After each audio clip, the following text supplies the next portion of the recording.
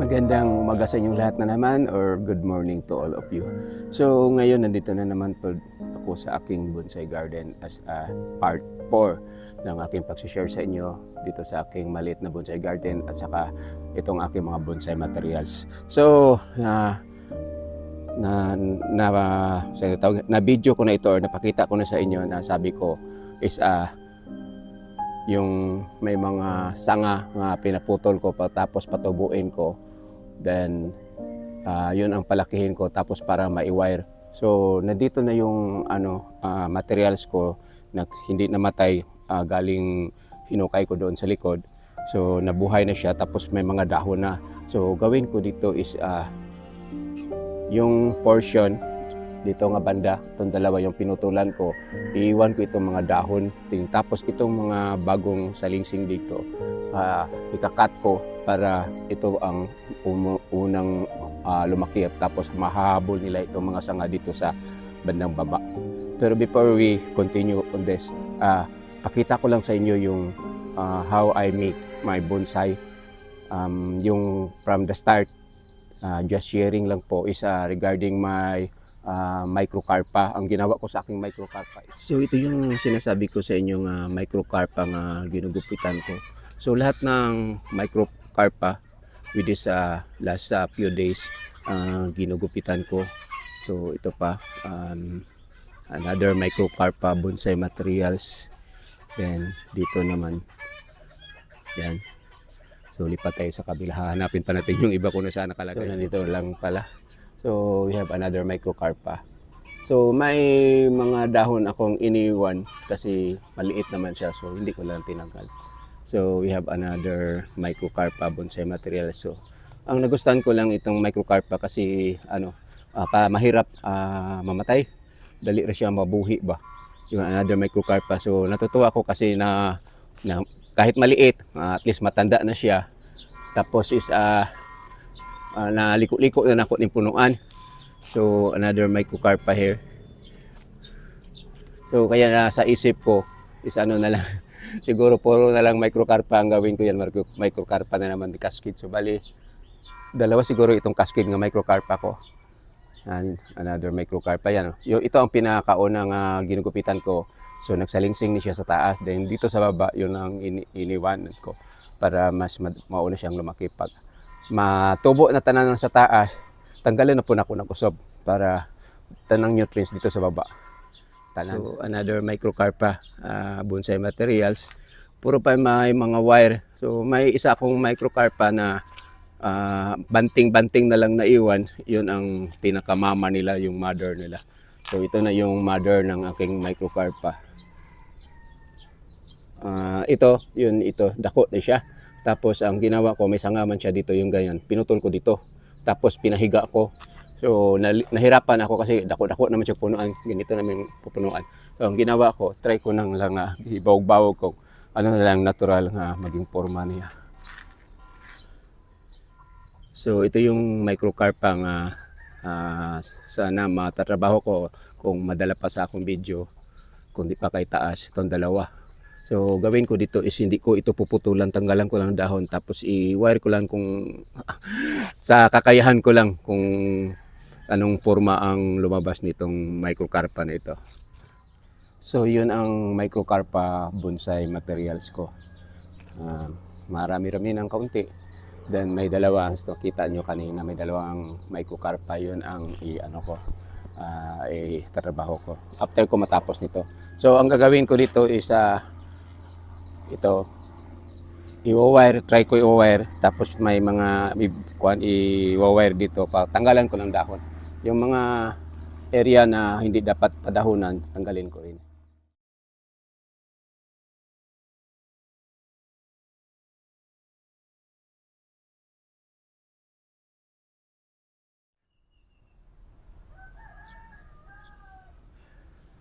So natapos ko na natanggalan ng dahon, then na-rewire ko. So daghang paka-paka nagkabali-bali.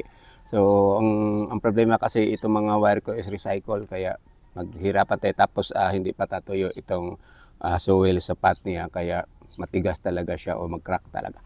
So, ito yung sinasabi kong iiwan ko para palakihin ko. So, itong mga area dito, bawat magsalingsing ni siya, sige, ako ni siya putol para mas dali ni siya modako, mas mabilis itong lumaki itong dalawang sanga na padiretson ko para maging balance siya kasi 1, 2, 3, 4, 5, dahil pinakalas na sa taas.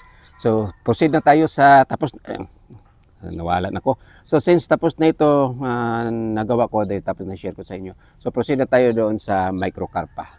So ito na yung microcarpa bonsai materials ko. So ang gawin ko dito is tanggalin lahat ng mga dahon para makapurma tayo. So this is kasi nalagyan ko na itong wire dito, then natigil lang kasi nabali siya.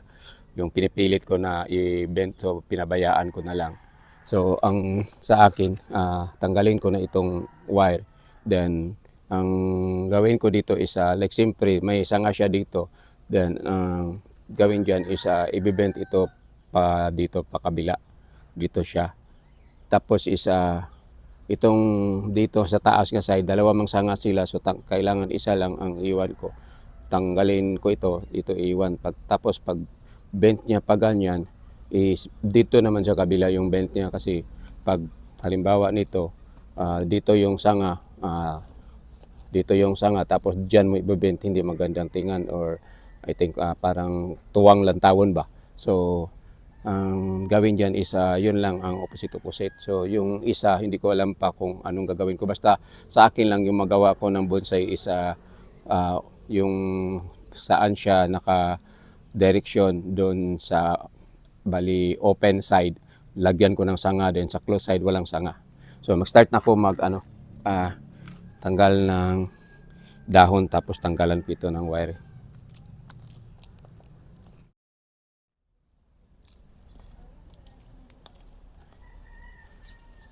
Ikaw, Rosa? Nay?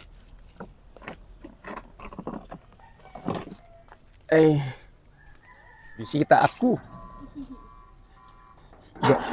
Gabidyo-bidyo po. Labin ako after lunch pa kamari. Wala. Kuan, sayo wala man among klase.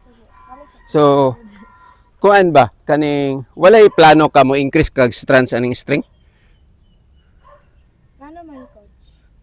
Kay kuan biya sa iyang kagahion ba? Unsa man ang iyang kuan kanang gahi ra kay mong araw, or madala ra ko mo increase tag strands? Bisag duha ka strands idugang ko try tag dugang ko duha gama kog duha. 650 man ang kuan ani coach. Then ay Kuan pila ka pounds mo pa na? 44 man last na kong gid. Oh. 44 gi kuan bull scale. Yung kabalo ka pila ka strands ng 44 divided by 2. 45 divided by 2. Oh, 22 strands. Nya pila imong strands? 18.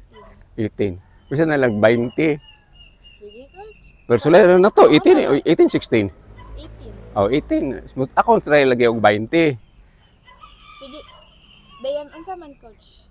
Ha? Like Ito na ira, usara ka string akong gamog 20, sulay magamak og 20. Oo. Then pag kuan, Like ako ang sulyan dito. okay ang hitabo manggugala, ako makuyon mangguko kay basin niya og maputlan kag string ba kay mo ba na dili ka pwede maggamit sa string sa kay mura mo nag under sa taw ka underboard. Term ana nga ang imong kuan ba, ang ako gani is muuntop jud ko usually. Munang ang usa na kung okay rag tingog tong 18 strands nga tibuok ra ba, pwede paday na to, pero basag na gani, mubasag mo man cause ana magbasag ka ng mga basag og tingog. Jutera ka wala sila nagkuan. Delikado po na mabali ang limbs. Okay coach. Sige coach, okay ra coach. Dagan kompleto naman ang ako. Oo. Nana kay Mighty Band? Mighty Band good coach. Or ako ba magbutang dito? Kaya naman tayo box na kung gipalit na. Guwapo kay sa lakyan ha. Ako sira kung tayag luto basin makadaog ko ani. Nya. Kano sa ni balikan pila ka string gamon? Pwede mga pila man coach. Ha? Pwede mga tulo coach. Mga tolo. Tolo ka string, so upat tanan akong gamon kay magama man ko og kuan 20 strands. Abi na kung apil na ng ikatulo. Pwede pud katuloy ka duha ka 18. Oo. Dayon 20 strands ang kuan. Kaya man ang giuni mo, pero although 44 na siya, so ang pero taas tabi kag rulen, di ba ni basta kuan. So ako bitaw nahitabo na ko na sa una is nakabali bi ako pana. Kuan kaning unsay ngalan aning Ano po na coach, like sige kog twist na coach kay dapat half man na siya. 8 and 1/2 akong ya pila naman ron. brace height mo. Maba man siya. Mo lagi na yung kuan ana dali kay mo inat basta kuan jud tay og strands. So palayan ako gamay pila to 8 and 1/2 ang imong kuan. Oo. So gamon ako dala siya itong 3/4 para pag inat ito na hap mo gawas. Sa. Sige. Ganahan ka matabas kamera. So naputol ang video ko. So one of the best pinakamagaling archer sa Pilipinas. Nagpagawa ng string. So ito yung arrow niya, mga string materials. Pinadala niya kasi wala na akong string materials. Matagal na ako nagretiro sa archery. So ito yung pana nila para makita nyo anong tsura. It's just ito yung itsura ng pana. Hindi ko lang. So magawa akong string kit, tatapusin ko lang itong aking bonsai.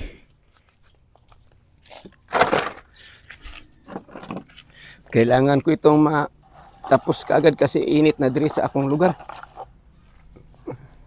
So na-mention ko na this one. So out siya. So dito may sanga dito kasi babalik ako pag bibent papunta doon. So ito kailangan galin. This one.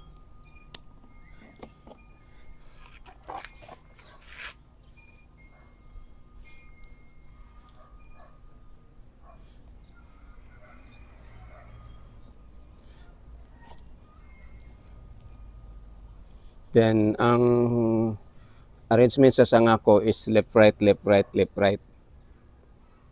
Hanggang maging marami. Hindi ako yung maglagay ng sangang both side. Mayroon kasi yung pag bibend ko sa sanga din left right left right left right din.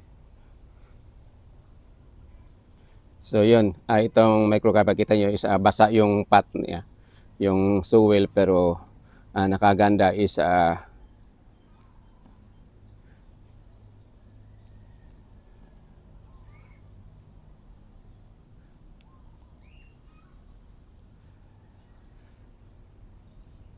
so yan. So ito, para makikita itong bend dito, tanggalin itong dahon o dahon sanga. Then syempre dito na out man siya. Yan. So going out, so tanggalin ito. Then ito na lang maiwan itong maliit. So then after that, kasi pabalik na pa ganyan, balik naman ito yan. Then ito, pabayaan pa ito hanggang ilang taon. So kaya yung sinabi ko na-mention ko na before na tumitigil ako sa pag ito kasi nabali, nipaka ba.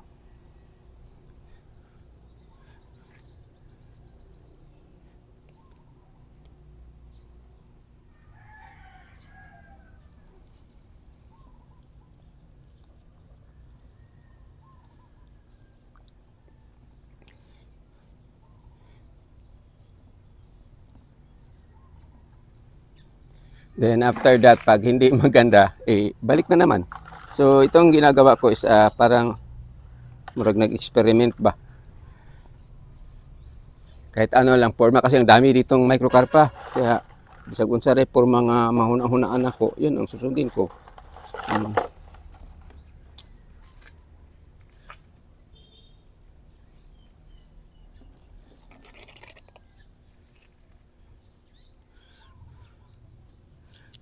Tapos itong wire ko isa hindi maraming sukat kaya nahirapan ako sa minsan idodoble tapos hindi ko na inaayos itong mga baluktot na wire, diretso ko ng yung wire sa mga materials ko. Kasi mura sa raman gyapon ako, ang gyapon ni siyang tangtangon. Kaya yung mga wire ko yung naman yung pagka wire ko hindi maganda.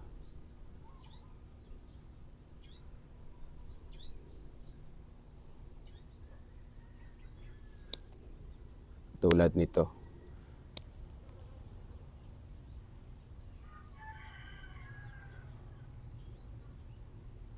Kami ko ani. Ito sa gitna. Yan. So, minsan magkamali tayo. Yung mga pag-wire ko, hindi ko na inihipos yung mag-wire yung ibang sobrang ganda yung pagkaka-wire nila sa akin. Hindi rakay. Anyway, this is just for my hobby. Tapos,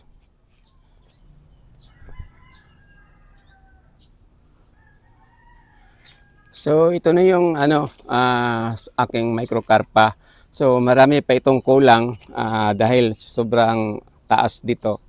Ang maghintay ako na may biglang dito portion, may sanga itong sumulpot. If ever may sanga ditong sumulpot is diretso siya pag ganyan. So dito yung harap ko. So i-adjust ko na. Pero if ever walang sumulpot nga sanga dito, ang maging harap ko is dito na portion. Yan. So dito sa likuran. Tapos ito is patangkarin ko pa ito. Hindi pwedeng ganito lang kalaki kasi yung microcarpa hindi masyadong lumilit yung dahon. Katantaman lang. Ganito lang kaliit. So hindi masyadong maliit. So tawason pa na ako na hanggang ganyan. So for this morning, ito lang masishare ko sa inyo. Kasi maggamap ako og string sa aking sa pana sa archery. So again, thank you very much for watching. God bless you all. Ito lang masishare ko sa inyo. Maraming salamat. Bye-bye.